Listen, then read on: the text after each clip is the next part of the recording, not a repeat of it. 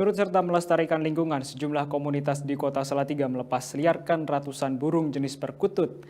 Jenis burung perkutut sendiri dipilih lantaran keberadaannya di alam bebas dinilai yang sudah semakin langka. Bertempat di alun-alun lapangan Pancasila, Kota Salatiga, sekitar 200 ekor lebih burung jenis perkutut dilepas liarkan oleh sejumlah komunitas pecinta lingkungan di Kota Salatiga. Begitu dilepas secara bersamaan, burung-burung perkutut tersebut langsung terbang memenuhi langit Kota Salatiga. Supriyanto, koordinator aksi, menyebut selain karena simbol budaya orang Jawa, dipilihnya burung jenis perkutut untuk dilepas liarkan dengan cara Jawa ini lantaran keberadaan burung tersebut di alam bebas sudah semakin langka.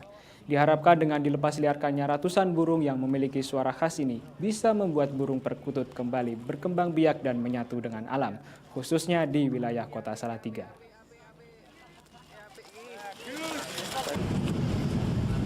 Ketika ulo dumateng para leluhur dalam nyun pangayoman.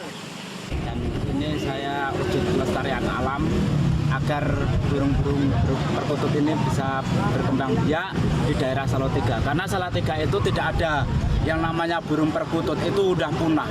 Dan kita akan menangkarkan dengan sendirinya biar lebih